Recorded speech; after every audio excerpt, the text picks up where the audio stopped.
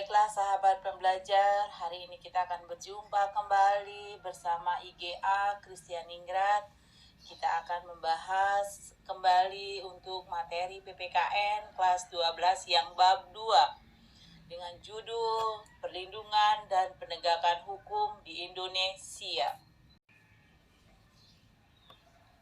Ada 3 sub pokok bahasan yang akan kita bahas kali ini, yaitu yang pertama, hakikat perlindungan dan penegakan hukum di Indonesia.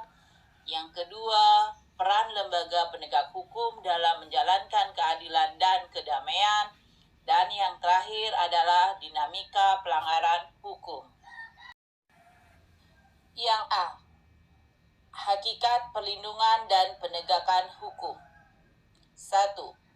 Konsep perlindungan dan penegakan hukum adalah segala upaya pemerintah untuk menjamin adanya kepastian hukum serta memberi perlindungan kepada warganya agar hak-haknya sebagai seorang warga negara tidak dilanggar, dan bagi yang melanggarnya akan dapat dikenakan sanksi sesuai peraturan yang berlaku. Ini adalah pengertian konsep perlindungan dan penegakan hukum menurut Simanjuntak. Berikutnya, konsep perlindungan dan penegakan hukum menurut Andi Hamzah adalah daya upaya yang dilakukan secara sadar oleh setiap orang maupun lembaga pemerintah dan swasta yang bertujuan mengusahakan pengamanan, penguasaan, dan pemenuhan kesejahteraan hidup sesuai dengan hak-hak asasi yang ada. Apa yang dimaksud oleh Simanjuntak dan Andi Hamzah adalah merupakan fungsi hukum untuk memberi perlindungan hukum. Ada 4 unsur-unsur perlindungan hukum, yaitu 1. Adanya perlindungan dari pemerintah kepada warganya. 2. Berkaitan dengan hak-hak warga negara. 3. Jaminan kepastian hukum. Dan yang keempat, adanya sanksi hukuman bagi pihak yang melanggarnya. Contoh perlindungan hukum adalah yang A, perlindungan konsumen tercantum dalam Undang-Undang RI Nomor 8 Tahun 1999 tentang perlindungan konsumen. Yang B, perlindungan hak atas kekayaan intelektual atau HAKI yang tertuang dalam Undang-Undang Nomor 28 Tahun 2014 tentang Hak Cipta, Undang-Undang Nomor 15 Tahun 2001 tentang merek, Undang-Undang Nomor 13 Tahun 2016 tentang paten, dan Undang-Undang Nomor 29 Tahun 2000 tentang perlindungan varietas tanaman.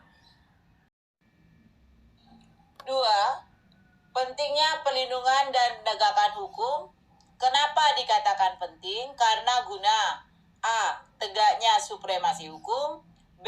Tegaknya keadilan, C. Mewujudkan perdamaian dalam kehidupan di masyarakat.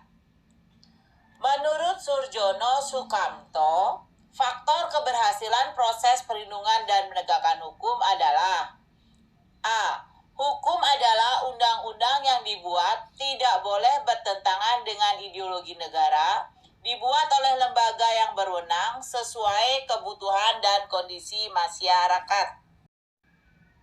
B. Penegak hukum artinya bahwa penegak hukum harus menjalankan tugas dengan baik sesuai dengan peranannya, mengutamakan keadilan dan profesionalisme. C. Masyarakat artinya bahwa warga masyarakat harus mengetahui dan memahami hukum yang berlaku serta menepati hukum yang berlaku. D. Sarana adalah ketersediaan sarana dan fasilitas yang memadai merupakan suatu keharusan bagi keberhasilan penegak hukum.